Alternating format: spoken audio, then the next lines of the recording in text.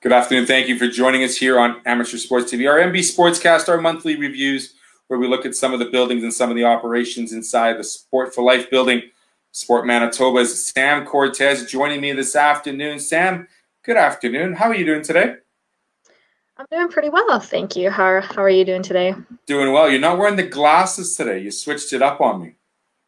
Yeah, actually, well, I couldn't find them earlier, but I have my fonts nice and big on my computer right now. So there we go. So we're able to rock and roll. Not too much going on, but I mean, a lot of exciting news because, you know, May 4th, we saw a little bit of the phase 1 openings and whatnot. Now, the beginning of June, we see phase 2. Tell us a little bit about what Sport Manitoba is doing with that and the updates we can give to some of our viewers today. Yeah, so with this new phase, like right now, much of the facility is actually still closed. So right now, what's open is the Sport Manitoba Clinic, and I think last time we chatted, it was just some of the services that were available, but now they're all available at the clinic. And then also the print hub that we have on the first floor, and then the parkade. And then, of course, the Sport Manitoba offices and the Sport Partner offices, they're open on a restricted basis, so not all staff will be there at once. But and then, so the Performance Center and the Fitness Center, the Hall of Fame, the courts, the flex space, all of that is still currently closed, and the meeting rooms as well. But we are working on plans and timelines to reopen that. So it's all just making sure that we have everything in place so that everything is ready to go, and so that we can keep all the visitors and staff working in the building safe. So safe and in the proper guidelines, of course. The return to play applications have been coming through. I spoke with Jeff Herinek, who's the head of Sport Manitoba, last week, and he said that there's a lot of these applications now coming forward because it is summer. We're seeing some of these restrictions uplifted.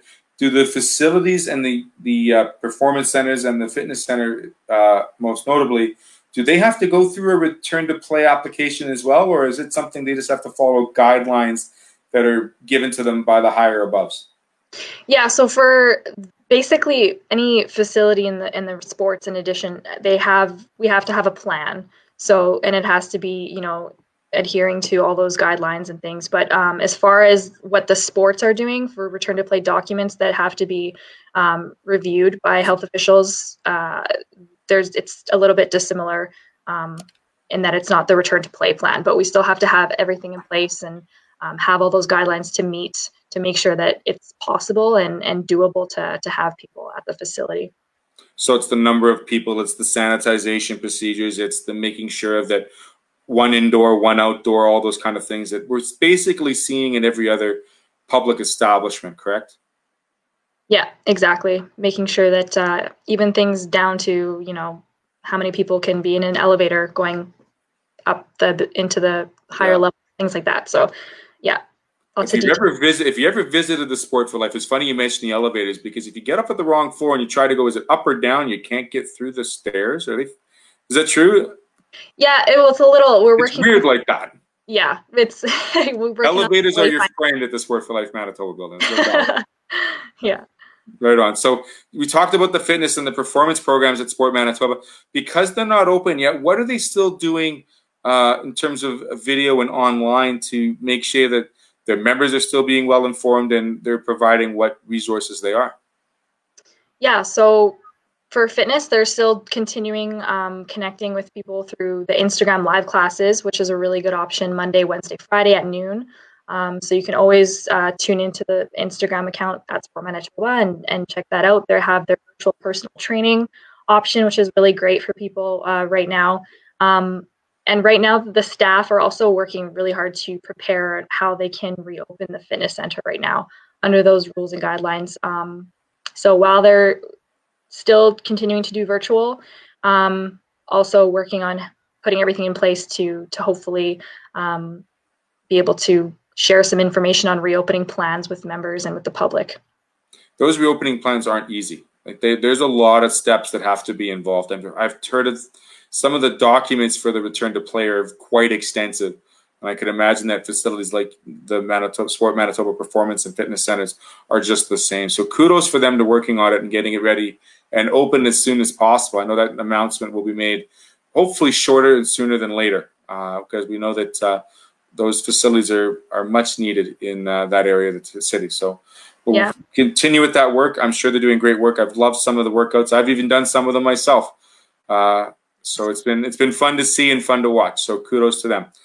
Last but not least, we've got an interesting topic of discussion, something we haven't talked about because it's kind of been, pushed back on the, the update pages.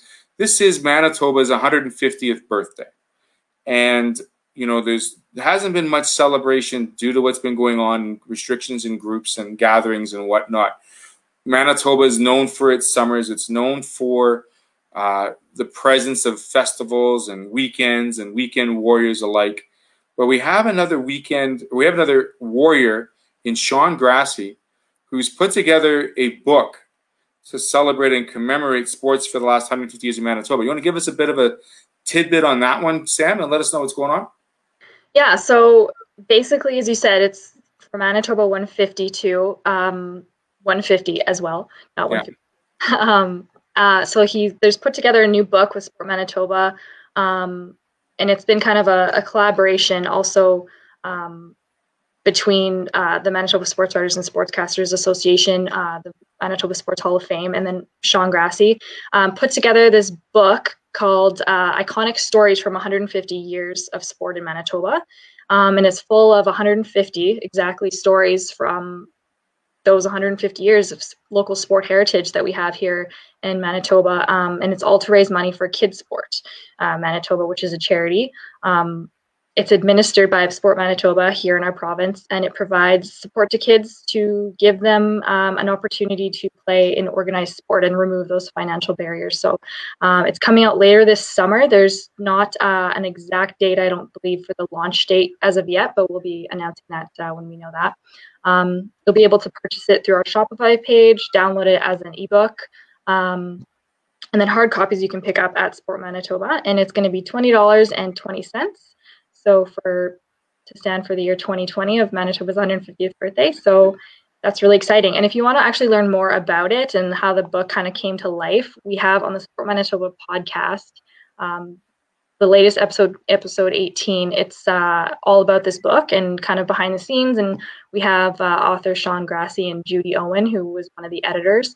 And she's a sports journalist too. So we have that on this. That's really cool to check out if you're excited about that.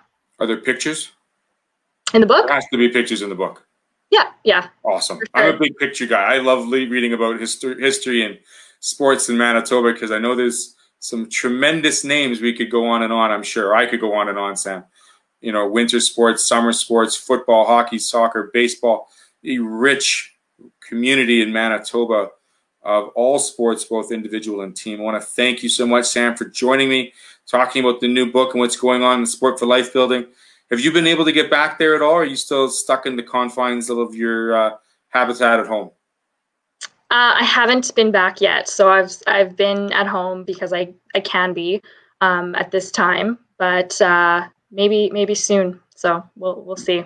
And I also want to mention, I'll just add on to also talking about the fitness center. The performance center is also still putting out those weekly blogs, all that content, and doing outdoor camps with their athletes. And so they're still connecting with their athletes as well. But hopefully we'll be looking at how we can return to the facility. So looking forward to that. Sportmanitoba.ca is the website.